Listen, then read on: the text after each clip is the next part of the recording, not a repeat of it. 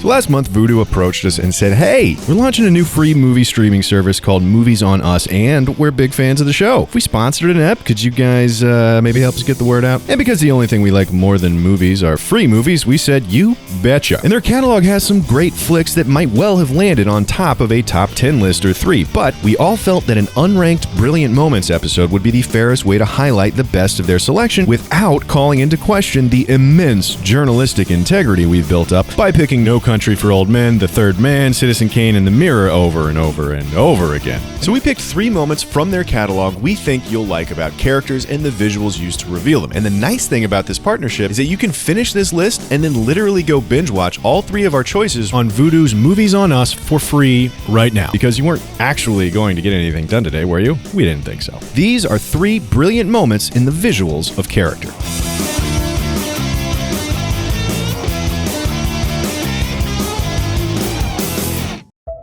If you pick up a basic book on cinematography and flip through its pages to its obligatory list of different kinds of shots, odds are you might find information on the different meanings of each one. For instance, high-angle shots, they'll tell you, are for making a character look weak and small, whereas low-angle shots are for making them look big and strong and powerful. And it's kind of true. A high angle is what it looks like to look down on someone, just like a low angle looks like looking up. And it's not too big of a stretch to suggest that the height comes with power and status sometimes, but it also often doesn't. Do these characters look weak here? Do these ones look powerful? Are they even supposed to? We certainly bring visual associations in from our experience as humans in life with eyes, and we bring in visual associations from our history of cinema experience too. But there's a third source of visual association we can use to make meaning out of what we see on screen, and that's from within the film itself. Smart directors in good control of their craft build associations between images and meanings early on, only to cash in on them later by recalling them, remixing them, rehashing them, or subverting them to great effect. And filmmakers can use this kind of visual shorthand to create strong motifs that they play with in order to reach much deeper meaning than just low shot strong, high shot weak. And one of the places this really pays off is with character. Good characters are rich with inner life, with hidden wants and fears and depths and secrets and history, but we can't exactly put them on screen so easily. Literature is great at this. Words on a page are an excellent surrogate for an inner monologue. Reading them can put our mind through the exact mental paces of a character in any given state. But with the exception of voiceover,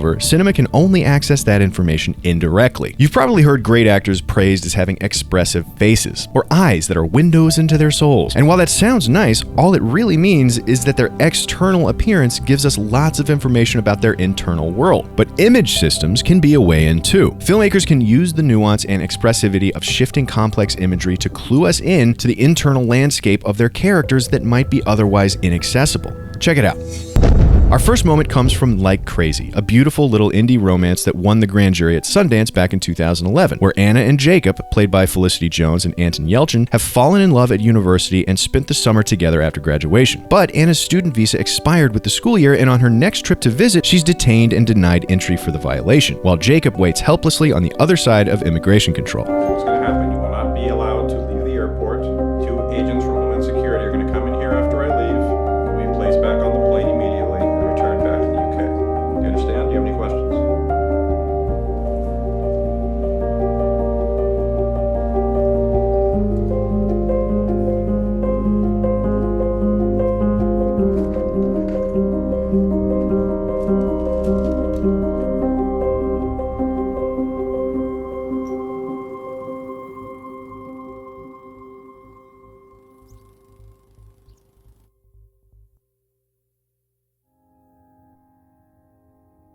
Hi Jacob, it's Anna.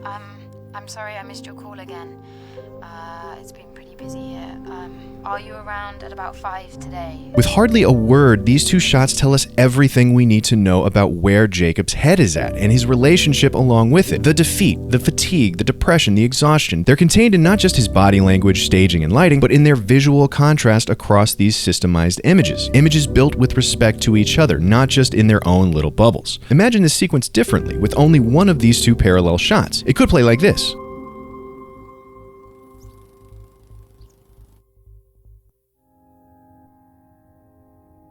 Hi Jacob, it's Anna.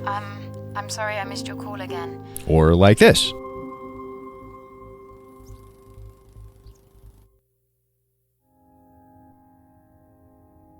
Hi Jacob, it's Anna. I'm sorry I missed your call again. And while neither of those variations are exactly rays of sunshine, they don't quite carry the same defeat as the original, because the image system director Doremus employs is like a giant, real-time spot-the-difference puzzle on screen, and the existing similarities draw all the differences into sharp relief, forcing us to see the characters change. And there's also something to be said about the power of the gap, too. The span of black between the shots isn't just a side note or useless punctuation mark. It draws our attention purposefully to a space of time between these two moments, and carving out some space there implies an in-between, and it invites us to draw inferences about what happened. And with images as clearly similar as these, there isn't much space between them except for more frustration. The darkness must have contained, well, a whole lot of darkness. Compare it to this. Hi Jacob, it's Anna. I'm sorry I missed your call again. Cut this way, it's almost like an instantaneous arrival. But with the simple addition of this pause, this breath, Jacob's defeat carries the weight of weeks or months of separation, and we feel it through how we are directed to see it. In fact, Doremus employs a number of smart image systems like this all throughout like crazy, like this one here. And this one here,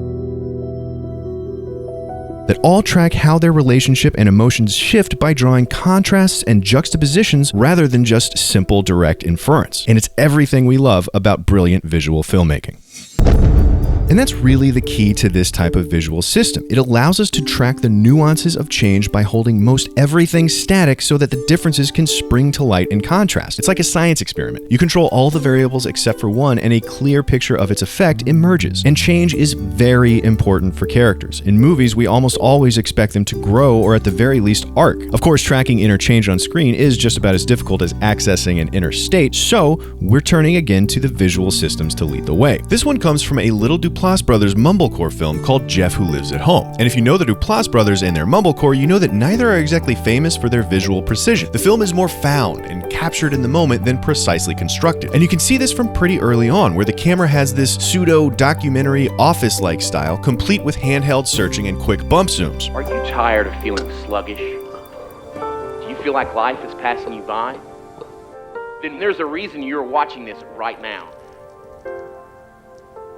Just pick up the phone and start the new chapter to your life.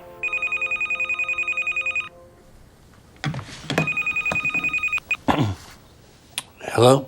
Yo, Kevin. No, this is Jeff.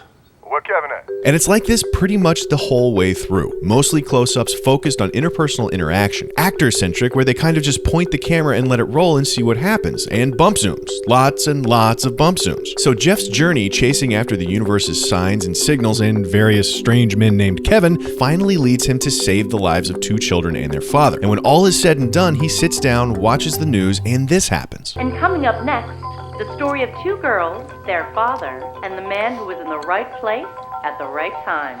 We had lost our dad. You know, I just really can't even imagine it. We're just really thankful he's there. We'll be right back with that rescue tale of local councilman Kevin Landry and his two little girls. All that and more when we come back. Did you catch that? No, not that the guy's name was Kevin. We all got that part. But the visual conceit, the zoom. Here, watch it again. We'll be right back with that rescue tale of local councilman Kevin Landry and his two little girls. All that and more when we come back. Compared to every other bump zoom throughout the entire film, this is the only one that's slow. It's subtle, almost too subtle, but we think it's perceptible precisely because we're so used to the pace of the normal bump. It's like one deep breath compared to regular breathing, like the focused landing of a mindful thought compared to the everyday scattering of attention. It's like the filmmakers picked this one key moment for just one instant to lean in quietly and say, this right here is important and real. And with an hour and 16 minutes of build-up, the cumulative effect of a slow zoom vacuum builds up enough pressure to turn even a microscopic bump into a visceral experience. And why spend so much time and effort on this? Because it's the very moment where Jeff's worldview is confirmed, where his doubt is erased, his confidence is shored up, his arc is complete, and he's able to finally go by the wood glue that has been the MacGuffin driving the entire plot. And we can feel this because we are able to see it, because the filmmakers embedded the internal change in the external visuals, and they've given the audience the same kind of feeling of small revelation while watching it that Jeff has while experiencing it, which is precisely what makes it brilliant. But these visual systems aren't always in service of character change. Sometimes they're about a lack thereof. Where the similarity of images can help us to compare and contrast, it can also recall us to a previous thought, emotion, or memory, like a visual abbreviation, and remind us to think or feel or remember that way again. Young Adult is a brilliant film that plays with our expectations of character growth. It introduces us to Mavis, a seemingly vain, depressed, alcoholic teen fiction writer, and we see her do this. So, all told, I spent a year in Southeast Asia. Why? Long story short, I ended up a volunteer teacher in Phnom Penh. Oh my God, yikes. Yeah, it was probably one of the most rewarding things I've ever done. Of course. Sure, totally.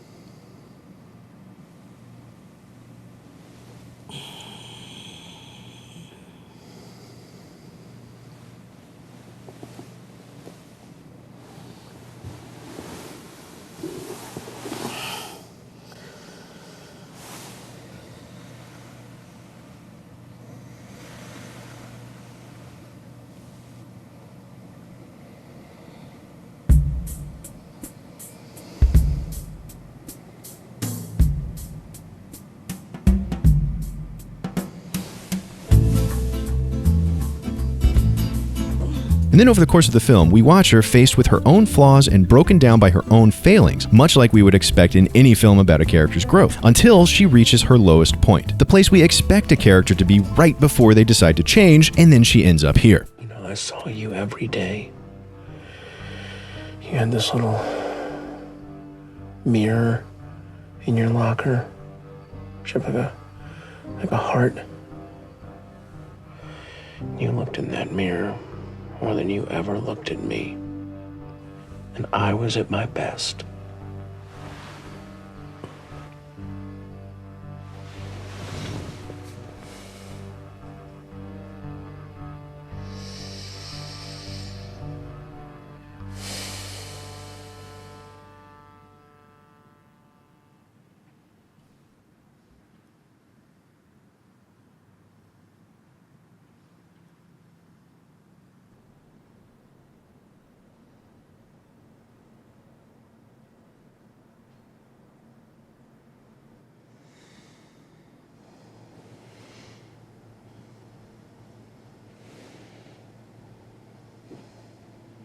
And with this single shot, everything comes rushing back. We want so badly for her to have changed, to have grown, to have given up her selfish ways that when the shot returns, visually recalling us to that earlier moment, we know by association that she is at the same decision point, and it fills us with dread. Not again. Be different.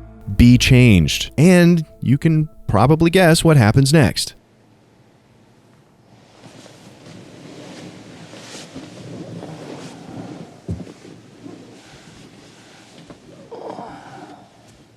And in that moment, we see that Mavis hasn't gone anywhere. The change we would expect in her is non-existent. The only variables that have changed are the sheets, the pillows, the man. But our character, she's exactly the same. By replaying just a single shot, we reaffirm that she is in exactly the same place as where she started. And I don't even think you really need to be aware of this shot's similarity to feel this. I think the memory is there whether we are conscious of it or not. The associated neurons still fire even though we don't realize why. And that, more than anything, speaks to the power of motifs, of visual systems, of recurring imagery. They speak to us in ways we might not even recognize about things it would be impossible to shoot alone, which is exactly why we think these three moments are brilliant.